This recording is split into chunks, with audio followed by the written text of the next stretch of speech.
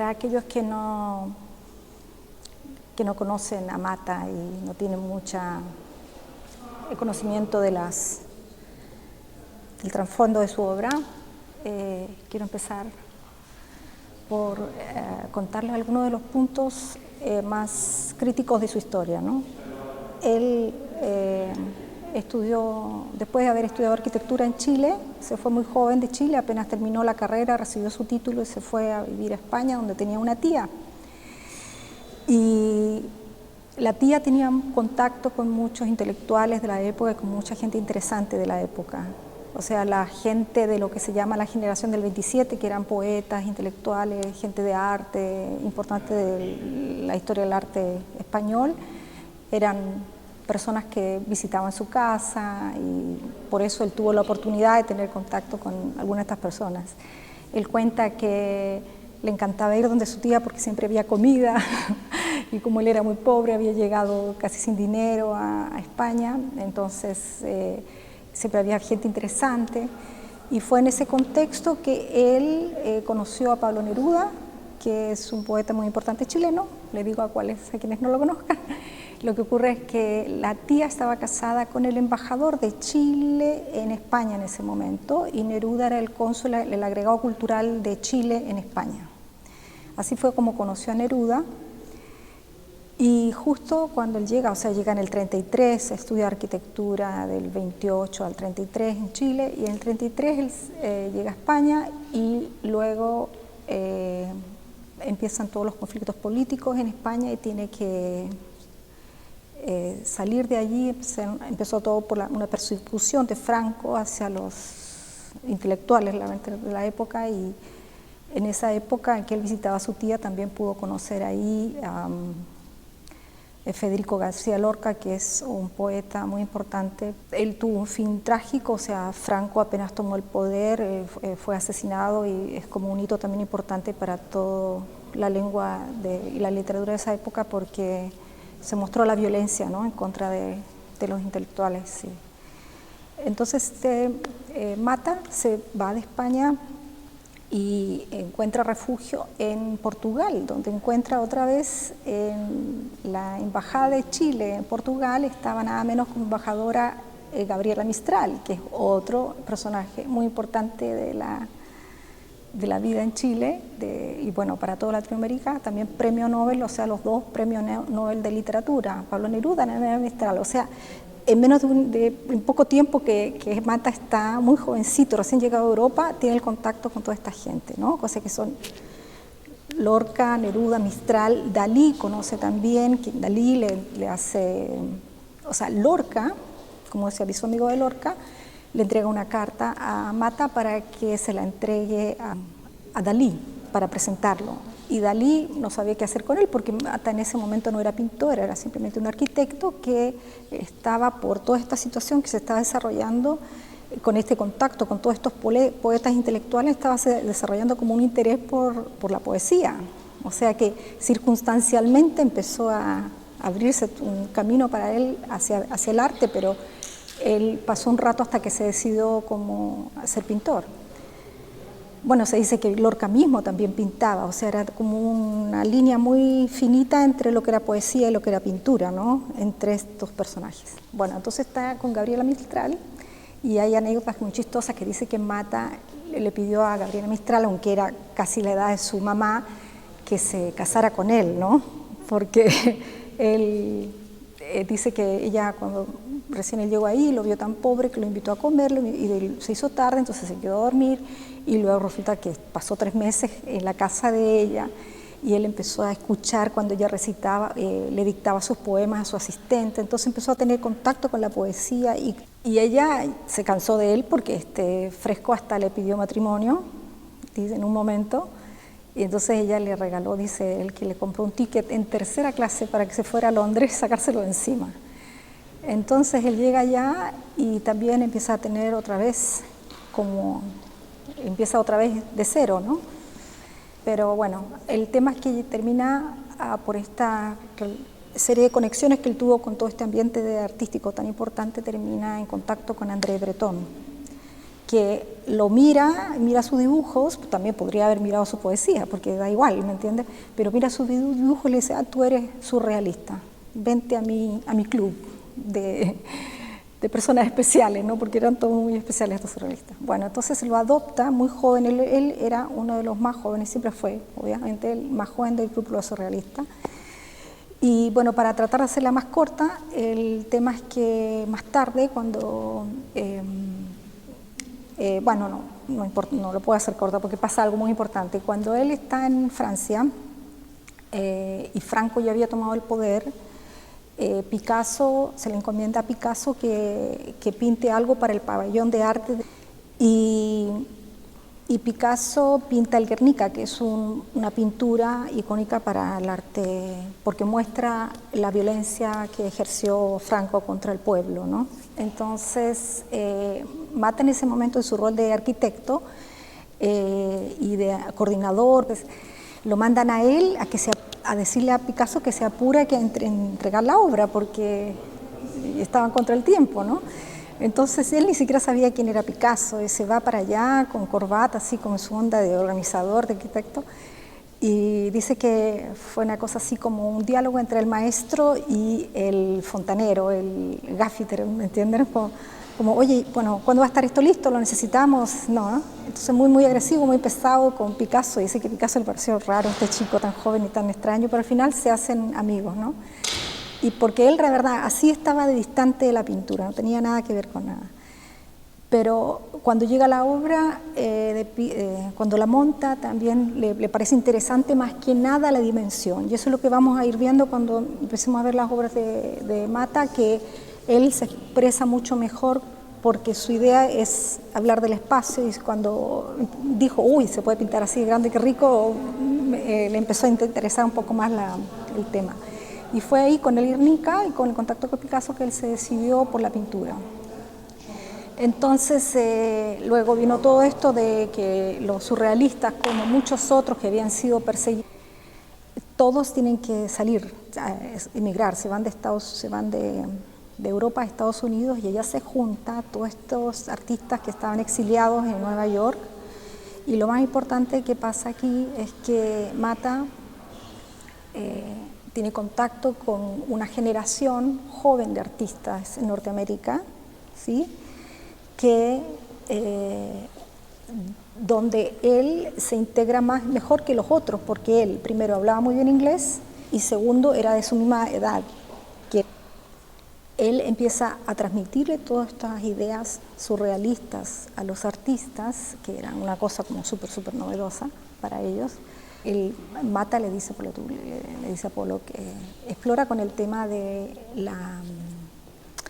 el azar, ¿no? El azar y el error, ¿no? A ver qué pasa, ¿no? Entonces, eso es una de las líneas más claras, el automatismo es una de las líneas más claras del surrealismo, y sin esto no habría existido un Polo, porque de otra manera, dice él, uno interviene con lo que sabe, ¿sí? Entonces uno proyecta lo que ya sabe, y la idea, la pintura es un trabajo, un camino de explorar y de descubrir. Entonces la idea es que sale de ahí, al revés, que te sugiere, y de ahí empieza el trabajo de la pintura del pintor. Su obra, él trata de que la gente vea la vida, vea el mundo, aprenda a descubrir, y es para mí una cosa como muy espiritual en ese sentido, ¿no? Su trabajo es lograr que el ser humano salga de sus límites, ¿no? Bueno, vamos a seguir con nuestro tema.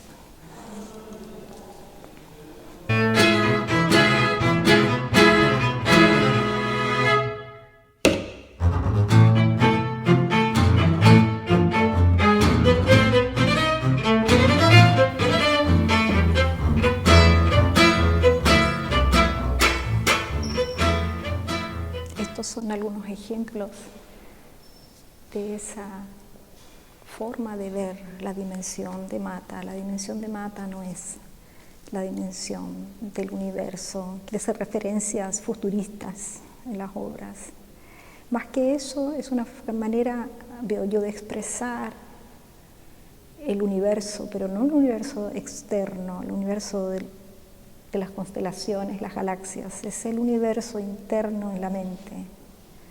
Y él hace en su obra, hace como una zona en la cual convive perfectamente este universo externo, donde ya no hay una dimensión, no podemos ver una dimensión y decir, ok, esto representa un paisaje submarino o del espacio. También puede ser un entorno microscópico. Eso es esto plancton, todas estas referencias son mundos que están en la mente. Difícil poner en un plano tan pequeño, tan concreto, tantas ideas. Es un proceso de investigación, pero a la vez cuando el observador ve estas obras, es un terremoto de ideas, es un terremoto de perspectivas, no sabe lo que está viendo y empieza a cuestionarse, y eso es una forma de autoinvestigación también para el observador.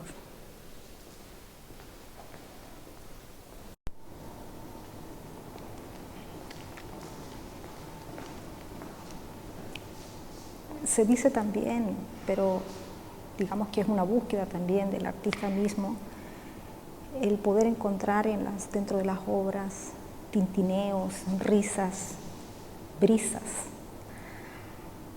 Aquí, muy literalmente, o sea, porque se refiere a la música, a una orquesta, están todas esas expresiones que podemos ya escuchar la música. En este caso es un ejemplo que se refiere a algo muy fácilmente reconocible, como digo, es una orquesta, pero en muchos casos es una relación, una sensación mucho más sutil, el poder captar estos tintineos o estas brisas dentro de la obra. Y eso es lo que vamos a seguir observando en otras obras de él.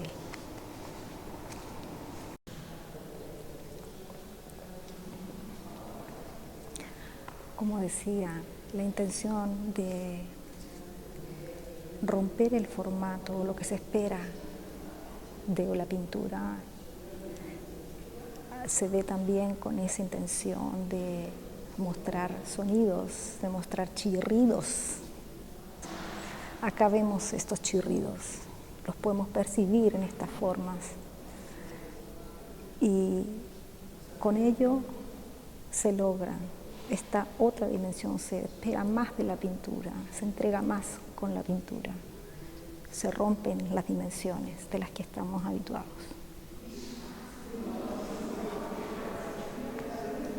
Aquí otra vez volviendo al tema de los sonidos, o del ruido en este caso, podemos percibir algunos materiales. Estas líneas un poco cobrizas me sugieren una forma de obsidiana o de un material como, yo no diría ni siquiera metálicos, como unas piedritas, me recuerdan a un móvil de piedras que tenía y que sonaban de una forma cristalina. Y bueno, es una asociación obviamente personal, por eso estas líneas me sugieren este sonido, pero el contacto también de esas bolas metálicas con estas placas que pueden ser, son transparentes de hecho, así que decimos que son vidrio, ¿no? Todo esto, aquí hay una serie de referencias al sonido y por lo tanto esta pintura ya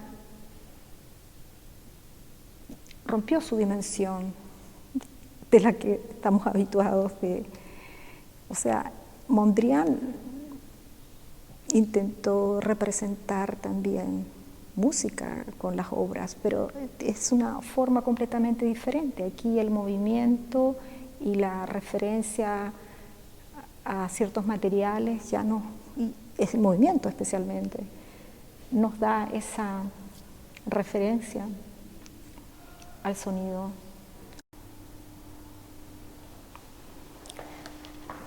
Esta obra de Mata es un buen ejemplo para entender lo que es el automatismo y cómo importante es en su obra, porque se puede percibir cómo las formas han nacido del chorreado que él hace. Él lanzaba manchas al azar, pintura al azar a la tela, y a partir de las formas que le sugerían creaba la pintura. De esta técnica que lo liberaba de una forma de proceder en la cual uno proyectaba lo que ya conocía de la pintura, sino que en este caso era al revés. Lo que sugería, estas manchas, era lo que iba a ir desarrollándose en la pintura. Como vemos acá, estas formas, era casi imposible que una persona de partida se le ocurriera hacer un boceto, es decir, voy a pintar esta figura con cuernos que son dos cabezas, o son completamente fortuitas, ¿no?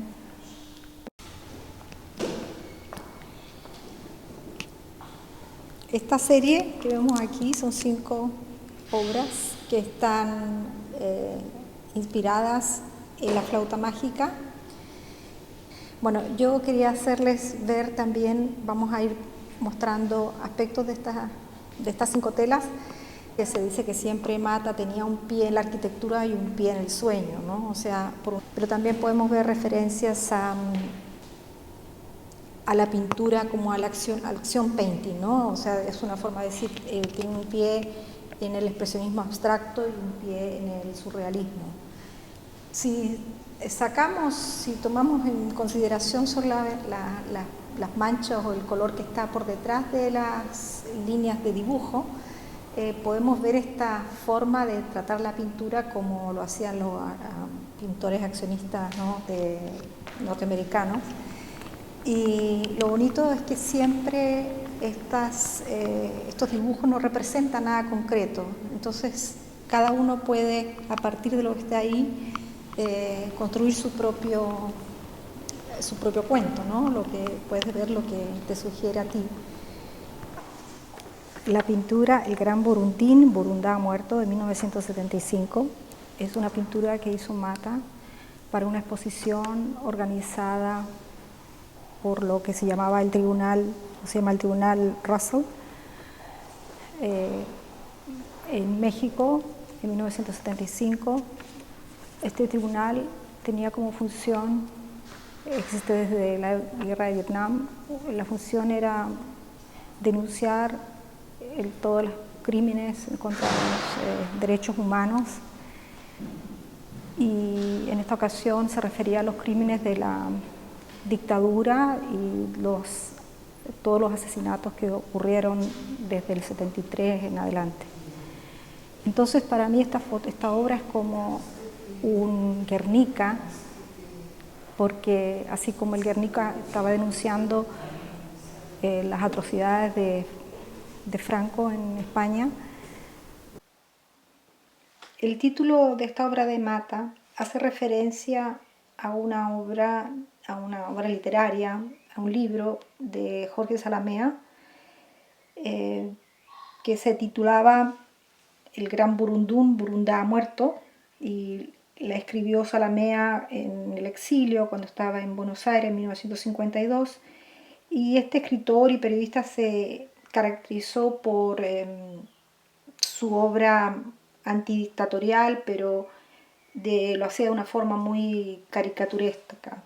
Él también había sido amigo de Federico García Lorca y estuvo viviendo en Europa justo en las fechas más o menos a partir del 30, 35, el tiempo que también estuvo Mata entre Londres y España. Le voy a leer pequeñas frases de esta obra para que vean cómo Mata logra visualizar aquí algunas frases de la obra de Salamea. Salamea escribe: el cortejo que ponderó su poder a la hora de su muerte. O sea, lo que vemos acá claramente es un cortejo de un dictador. Dice también: y se humilló el cielo en sus nubes hasta confundir las fuentes del agua pura con el hollín de las chimeneas y el grasoso hedor que exhala el cubil de los hombres. La altanería del hedor urbano y el bejamel del cielo Se confabularon pues para fraguar una especie de blando y hediondo túnel sobre la avenida más ancha y más larga del mundo. Y más adelante, sus zapadores tenían por rostro una trufada jeta de cerdo, sin otros ojos que la cíclopea pupila de neón que iluminaba sórdida la visera del casco. Me gustaría hacer una referencia también por el tema de Eros, ¿no? Como en la mitología griega hay 4 entidades primogenias. Una de ellas es Eros, o sea, es tierra, Tántaro, caos se podría decir, éter y Eros. Entonces esa es como la energía creativa, lo que da origen a la vida es Eros. Esto se podría para nosotros hacer una referencia como al Big Bang, las primeras formas, porque es una figura como explosiva. También es como una obra muy especial de Mata porque vemos mucho como una energía muy etérica, en las otras obras siempre como algo más tangible, porque son estructuras que podríamos decir que tienen volumen. Acá es casi todo transparente, entonces realmente es como el origen, un momento muy, muy cercano al origen del universo. Pero también con estas caligrafías, con estas formas que parecen letras, pero todavía no existen las letras, y tampoco es el sonido, entonces como hace como una referencia a los primeros ruidecitos que hacía, es como un bebé que está diciendo a, u, ba, pero esos son como las vocalizaciones del universo, ¿no? En el momento del Big Bang.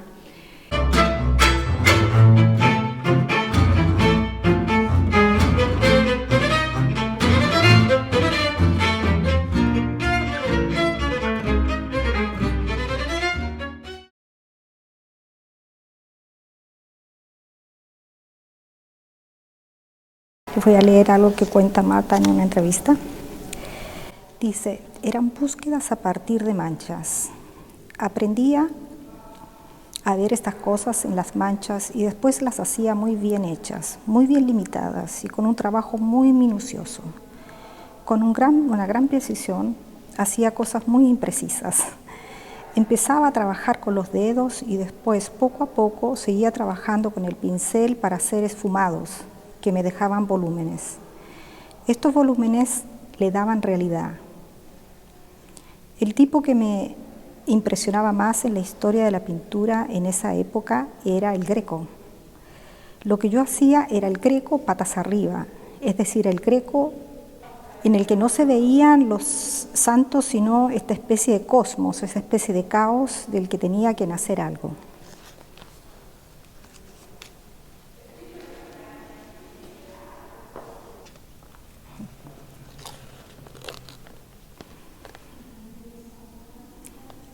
Es que la poesía para mí no es escribir versos, dice Mata. La poesía para mí es un tipo que está creciendo y que piensa que su objetivo es crecer.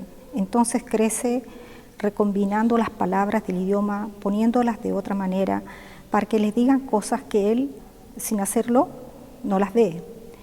El verdadero poeta es un tipo que está siempre rearreglando las cosas, cualquier cosa. Por ejemplo, Padre nuestro que estás en los cielos, él dice, los cielos que están en el pan nuestro. Hace más sentido, ¿no? Tiene más sentido. Así tú estás siempre cambiando las cosas y si tú las estás poniendo de otra manera, eres como un tipo que está afinando su violín. Bueno, esta obra que tiene un título que hace referencia a Eluard, también la menciona en este libro, dice Mata. Eluard dijo algo muy bueno sobre esto. Dijo, el primer tipo que dijo que una rosa era bella era un gran poeta, pero todos los que lo han dicho después son unos huevones. Bueno, quiere decir que esa producción industrial, ¿no? Esa producción en serie ya no tiene sentido. Hace referencia también a la otra pintura de la Banale de Venecia, donde los pintores, pareciera a pista de Mata, están creando pinturas para colgar en la pared. No están en un movimiento como él siente que está en un movimiento por cambiar la sociedad.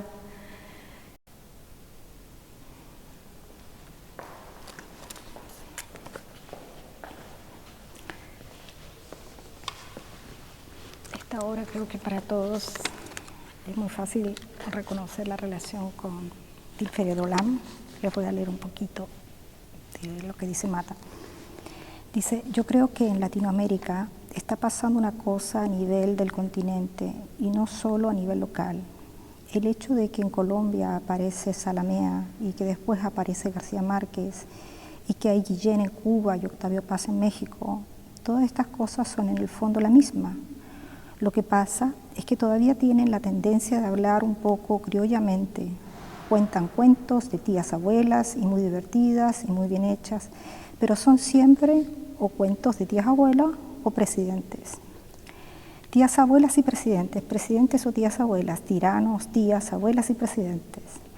De repente puede ser que se pongan a hablar de un tipo jodido en alguna parte que está tratando de salir de toda esta abolonguería, de toda esta especie de arsénico y encaje antiguo. Pero esto está pasando, ¿sabes? Pues yo no siento las fronteras, sino como un invento de los generales. Son ellos los que dicen que de aquí para allá es el Perú. Para mí no existe eso.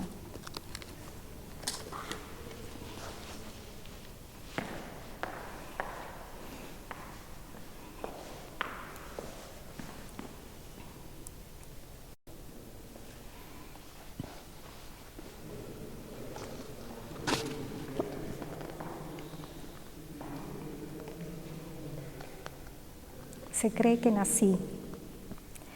Veo que nací en un mundo de semillas y de huevos, que se transforman como yo mismo en el verde, en plantas y pájaros, rodeados de champiñones, de flores y de mariposas. Todo se transforma como yo mismo en frutas y aves, y el mundo cocina todo eso y lo devora. Este mundo devorador nos rodea a todos en embalajes, cada uno en las mejores condiciones de conservación.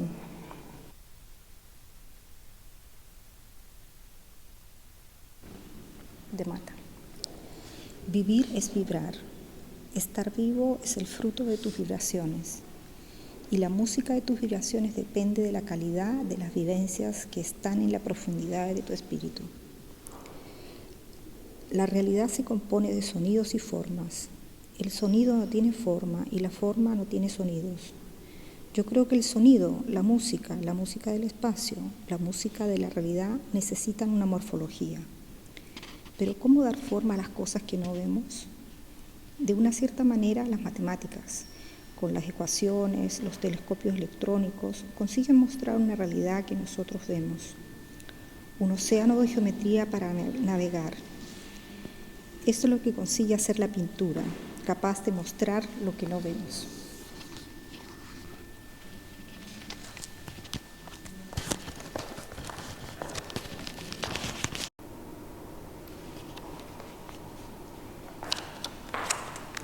Quiero usar esta escultura para hablarle un poco, leerles algo que él comenta en una entrevista, pero hay que tener en cuenta que él hizo muchas obras en terracota y esas puede ser que sean más precisas con respecto a la relación a lo primitivo.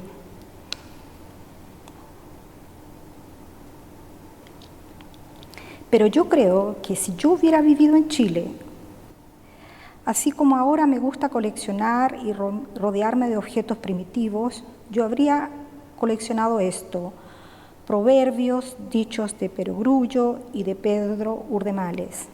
Me gusta mucho urdir en el idioma y en la cultura, por eso me gusta este personaje. Me hubiera interesado muchísimo en las cosas que dice un carpintero, las cosas que dice un peón o un guaso, y seguramente hay cosas de ese tipo allí hoy, pero yo no las conozco.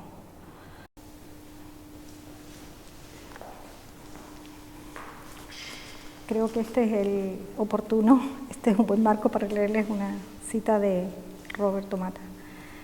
Recado para los militares latinoamericanos, degenerados generales, que por lo general generan puras degeneraciones.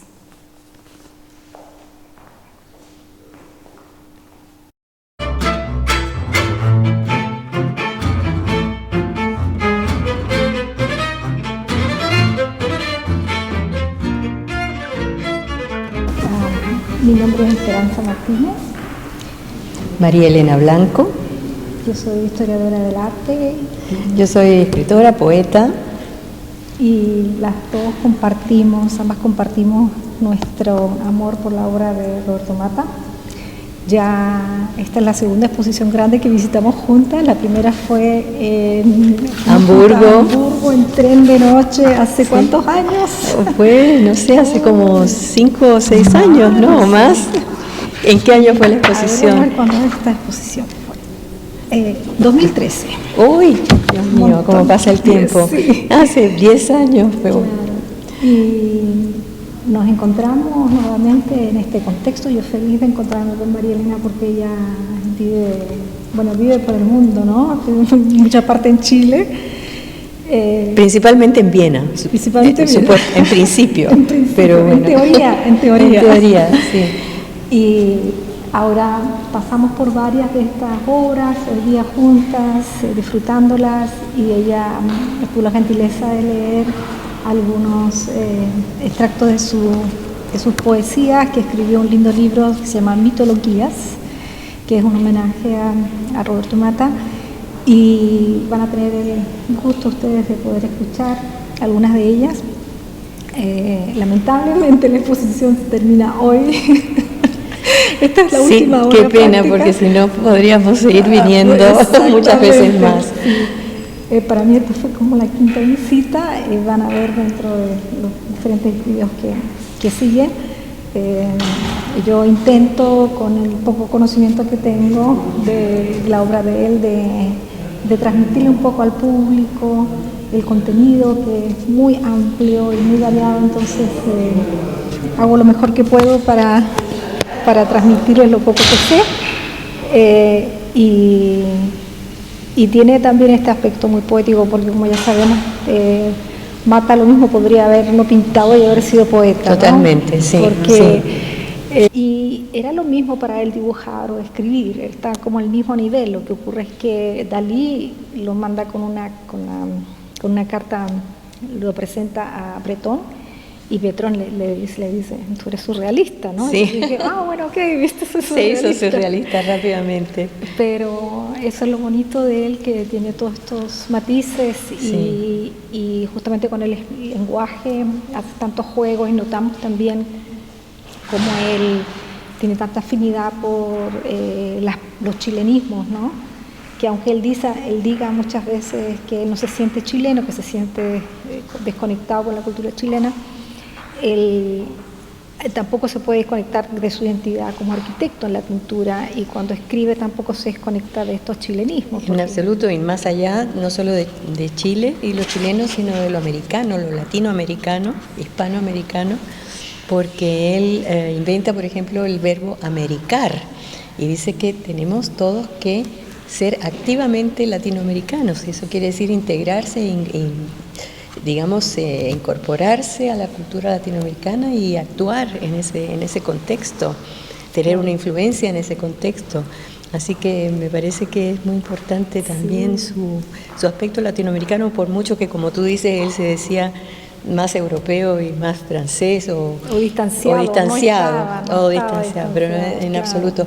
Y en cuanto a la poesía, verdaderamente un poeta en toda la regla, porque incluso en sus libros y refiriéndose a sus pinturas, él siempre tenía algún comentario poético o alguna expresión poética que hacer, algún juego de palabras, por ejemplo, porque además era multilingüe. Entonces los títulos de sus pinturas, por ejemplo, la mayoría son en francés, pero inventa palabras, y esa es una actitud y una función primordialmente poética, la invención del lenguaje, ¿no? Y quiere salirse de ese encasillamiento que nos pone también las palabras, o sea, claro. Como se podría decir que es como una referencia a la sociedad, donde está todo con cada zona como separada una de la otra, pero es una cuestión como artificial.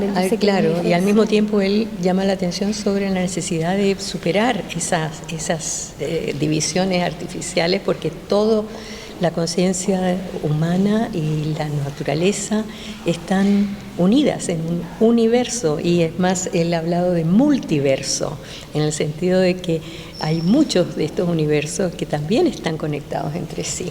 De ahí mata la idea de hacer conciencia, de hacerse consciente a través del arte de la situación del hombre en el mundo y de la influencia y la acción que puede tener el hombre en el mundo para hacerlo mejor, evidentemente. Claro.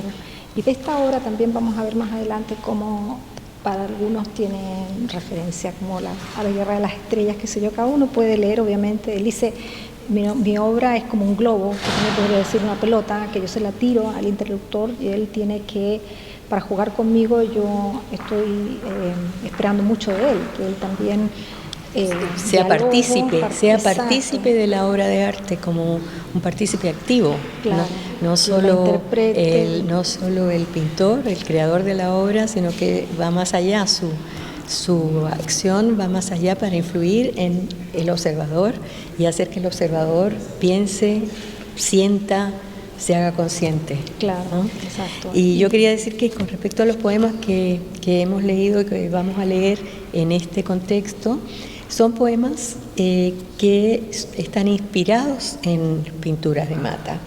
No son descriptivos, no es una descripción lo que se trata de hacer, sino una reflexión justamente, siguiendo la idea de Mata de que hay que hacer conciencia y ejercitar el pensamiento. Entonces son poemas que tienen que parten de la visualidad, pero siguen con el espíritu y el lenguaje. Y el lenguaje llama una palabra tras otra, ¿no? Se intercalan y se combinan ideas y palabras, tal como él hace en su propia escritura y en su propia pintura. Esa es la idea. Y Mata se involucra mucho en lo social, en los temas sociales, en la ecología, en las guerras, en lo que pasa en el mundo. O sea, no es un pintor que esté al margen de todo eso, sino que desde su arte participa activamente en toda la actualidad y en los problemas humanos, ¿no? Exacto. Pero por otro lado, le interesa mucho la mitología. También. Le interesa mucho lo sagrado, lo mítico, lo místico incluso se podría decir en algunas pinturas. Y en varios cuadros que hemos visto acá está muy presente esa imagen de los personajes mitológicos o incluso animales mitológicos que uno puede asociar mucho con la Grecia antigua y con el paisaje, con el mar y con los mitos griegos. Claro. Sí, pero a él, como le digo, le interesaba todo lo originario, sí, ¿no? Entonces también está ante referencia a Wilfredo Lam y a él, o sea, vemos muchas de estas cosas, o sea, de este acercamiento que él tiene a todo lo primitivo. Sí. Y luego ya se ve más tarde con todas las cerámicas otra vez. Exactamente. Bueno, que trabaja con muchos medios diferentes, claro, ¿no? No solamente óleo, pintura, sino también cerámica, escultura. Sí. Bueno, como ven hay mucho para explorar, esta muestra se levanta en pocas horas y damos gracias a toda la gente que hizo posible que llegara esta muestra a Austria. El Ocean le Stelle, 1990. ¿De qué está hecho el cielo? De zafiro puro, dicen Éxodo 24, 9 y 10 y Ezequiel 1, 26. Como corresponde a la casa de Dios, mas otros del fulgor de sus nupcias con la tierra, rociadas por el mar, o aún de astros que semejan espejos de biselados bordes mercuriales. Pero no, las estrellas son fuego carmesí, aseguran, o verdes o doradas las de mar, o fucsia el triste lucero de la tarde. Profetas y científicos observan de lejos y especulan, pero los amantes del arte ven con el ojo interior. Ellos se adentran en el espectáculo celeste y conocen antes de tiempo el malarmeano azur.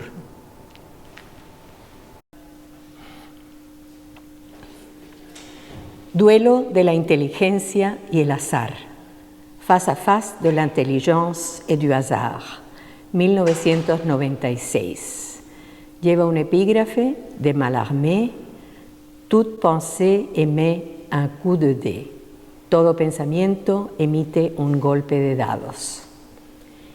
Puntos rojos y negros, sede de la combinatoria del guarismo culpable y salvador. No precisan más que el fondo de un cono blanquecino, el ínfimo impulso inicial de una espiral para dar las reglas del juego a lo increado.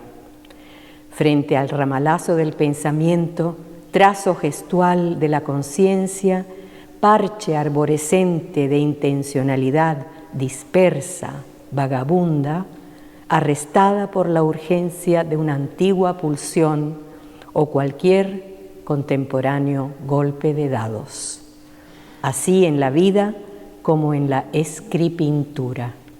Dispara, disparo, disparate, deriva cartográfica en telos, texto, tela, prospección ilusoria de nuestra laberíntica, impresionable materia gris.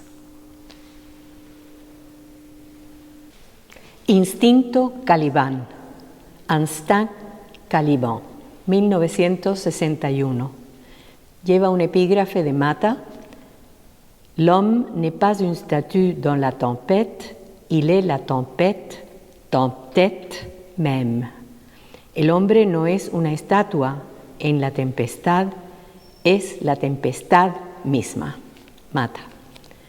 Ser el ojo serpentín de la tempestad, dejarse envolver en su oleaje y volver colgando en la cresta de su espuma, ensimismarse en ese pozo ciego, ver allí el revés secreto de sus ráfagas.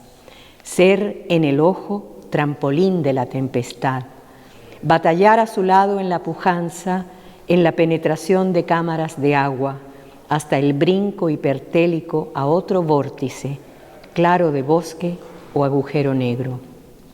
Ser como el ojo volantín de la tempestad, traspié en claustro de asfalto, polvo de ópalo en órbita infinita.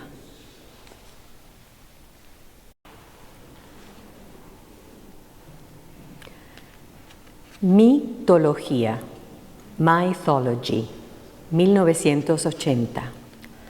Acuden los caballos de Pérgamo, Dánae atrapada en su red, un toro de Guernica, las medusas, Gorgona y las de agua, Marte, dios de la guerra y sus cuadrillas, la ballena con Jonás adentro, Próspero y Calibán, Quetzalcoatl, Diana cazadora, Circe y su corte de sirenas, Pegaso y unicornio, coros de ángeles, Bambi. Marchan por la anchurosa vía entre cielo y tierra, pavoneándose en el espacio humano cual modelos de pasarela, tranquilizante, desinteresada compañía, siempre presta a servir de inspiración o ejemplo, a contarnos su cuento.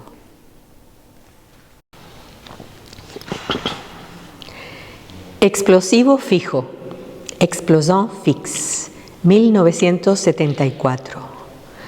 Palanca inmemorial presta a desencadenar conflagraciones de árboles como venas en ascuas, emulsión negativa acumulativa, ácido azul, que inunda todo con su humo azul.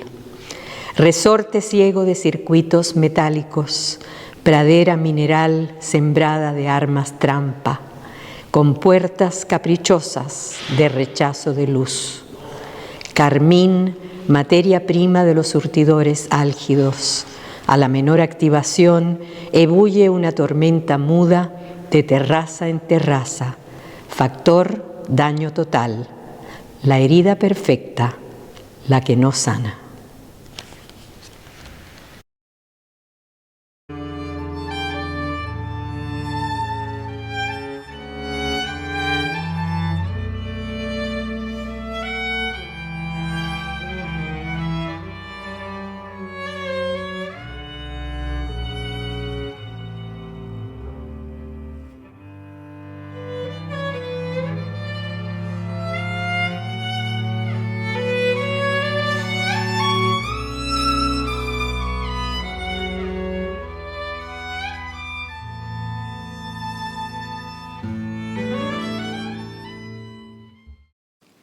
fue una fortuna que Tarquinia y Mata se encontraran. A nosotras nos llegó allí el interés por su obra. Las encargadas del archivo Mata, la señora María y la señora Silvia, nos mostraron la casa. Verla me ayudó a entender dos cosas. Primero, que su acercamiento a la naturaleza, viviendo en una casa de campo entre animales y cultivos, era una parte esencial de su proceso creativo, porque en él el tema es lo orgánico, lo vivo, lo que cambia, lo que está en constante movimiento.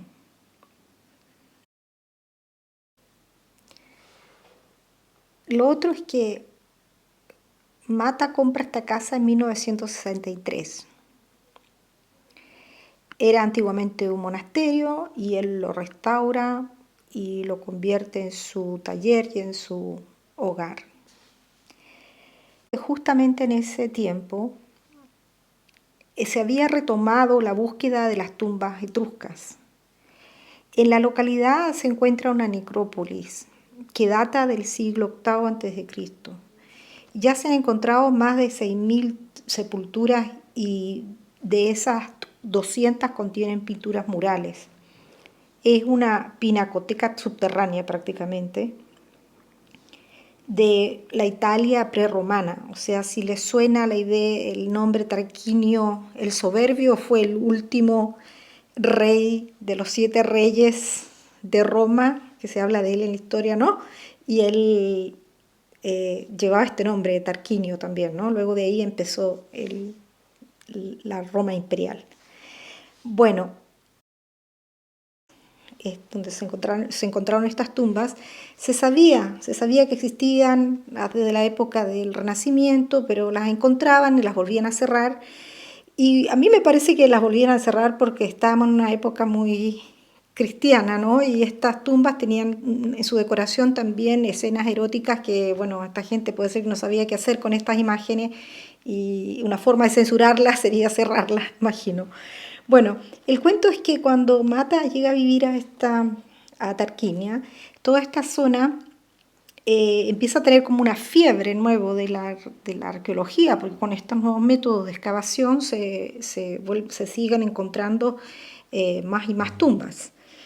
Claro que menos, las más maravillosas ya se habían encontrado, pero bueno, igual se siguen encontrando cosas y las tumbas por lo general también tenían estos vasos que, bueno, muchos ya sabemos fueron rotos, pero bueno, los han vuelto a pegar y es así como, bueno, vemos por muchos museos del mundo estas vasijas, estos vasos con representaciones de personajes mitológicos de la mitología griega y como digo, con mucho de escenas también de carácter erótico que seguramente han inspirado también a Mata a crear toda esta serie que conocemos de obras con su twist, ¿no? Con su cambio matiano, pero siempre haciendo una referencia a estas leyendas de la mitología griega.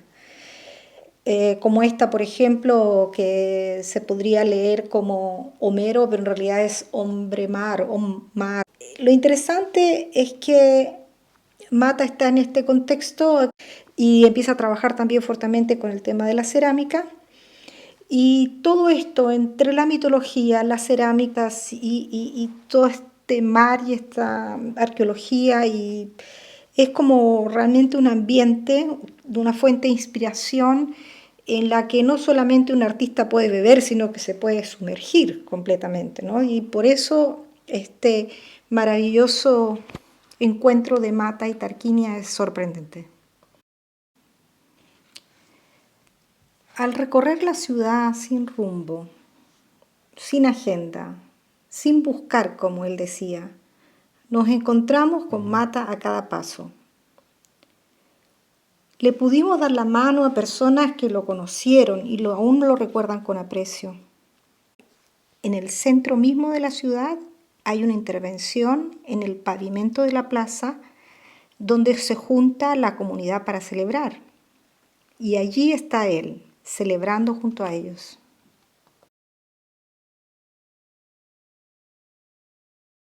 Ok, cuéntame, ¿qué te recuerda de questo?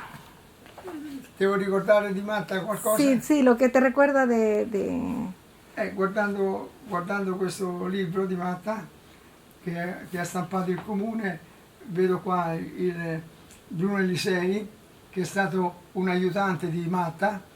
Poi questo qua, nella pagina si può vedere, Sí, Luigi Daga, che è stato anche sindaco di Tarquinia, Luigi Daga, mentre Bruno Elisei ha contribuito a fare, perché faceva il fabbro lui, ha costruito materialmente l'auto, le case fatte con le macchine, con i reperti delle macchine. Mentre Giovanni qua, Calandrini, è un artista molto bravo con la ceramica, è stato un fautore, tuttora è molto bravo, molto bravo. E ricordo che quando Matta vuole che le scrivo i nomi di questi signori, sì, a sì. parte forse ci stanno. Pero dime tu nome e Io quando io mi abitavi. chiamo Luigi Calamita e quando avevo il negozio in via Giosuè Carducci, che vendevo anche i colori ad olio e facevo anche le fotocopie delle grandi mappe, diciamo, il signor Matta veniva e comprava da me i colori, non mi ricordo se erano acrilici o ad olio. Come ho conosciuto anche la signora, la moglie, che era molto energica, era molto dinamica e molto decisa. Sì, sì, la ricordo molto bene. E insomma, e Matta ha lasciato un gran segno qua a Tarquinia. È stato accolto bene e la cittadinanza lo ricorda con affetto, penso. È un simbolo, una cosa importante. Tant'è vero che all'interno del museo, del Palazzo Comunale, furono sistemati degli affreschi del signor Matta e ci fa onore. Anche sulla piazza del Comune, se lei va sulla piazza, davanti al Comune trova i segni, una pavimentazione fatta su idea di Matta. Interessante, sì, molto interessante.